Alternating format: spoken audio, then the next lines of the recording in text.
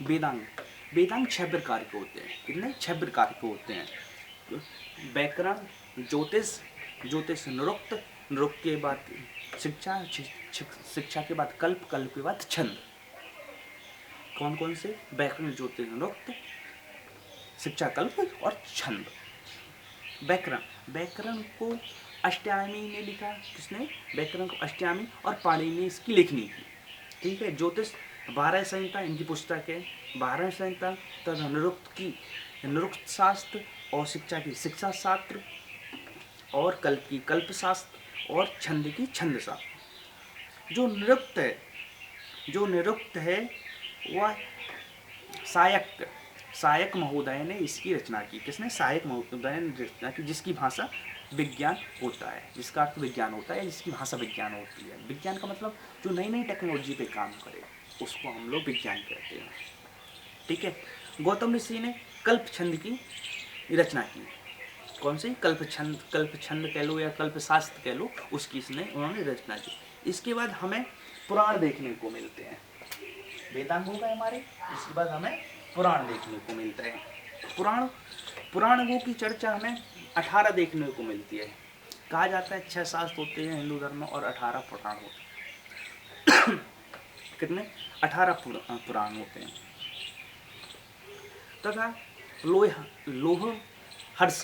लोम हर्ष है, कहीं लोह हर्ष है, लोम हर्ष ने तथा उग्र सुरवा ने पुराणों की बारे में चर्चा में देखने को मिलती है। ठीक है। सबसे पहला हमें पुराण देखने को मिलता है विष्णु पुराण।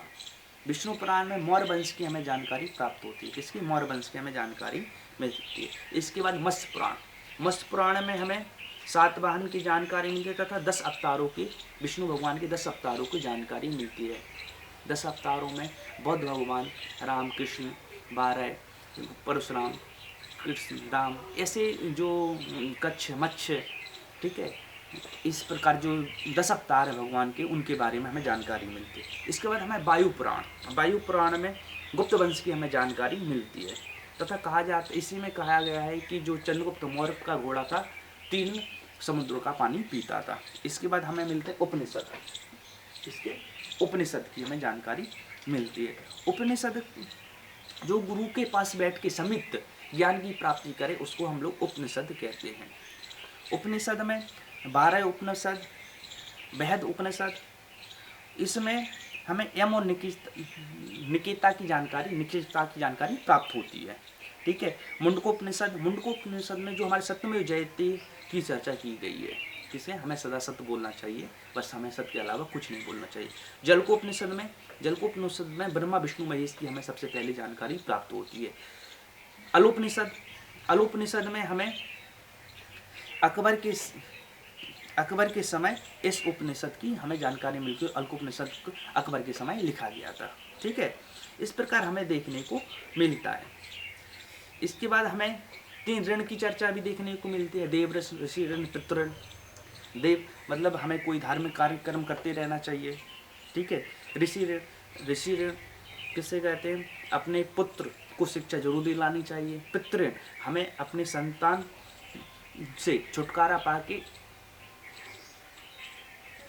पाना चाहिए तथा अपने पुत्र से कहना चाहिए कि तुम्हारा भी पुत्र हो, उसको पुत्र ऋण कहते हैं, कि हमें अपने वंश को आगे बढ़ाना है। ठीक है। इसके बाद हमें 4 पुरुषार्थ की जानकारी मिलती है। धर्म, अर्थ, काम, मोक्ष। धर्म का हमें सामाजिक काम करने चाहिए। अर्थ का मतलब हमें धन कमाना चाहिए।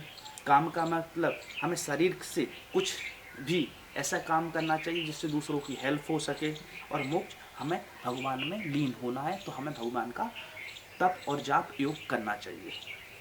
ठीक है। इसके बाद हमें 4 बालावस्थाएं तथा शिशु अवस्था की हमें जानकारी मिलती है। 4 आश्रमों की हमें जानकारी मिलती है। किसने? 4 आश्रमों की हमें जानकारी मिलती है। तो ब्रह्मचर्य 5 से 25 साल का होता है ब्रह्मचर्य, जो हमें रहना चाहिए। ठीक है। गृहस्थ जीवन 25 से 50।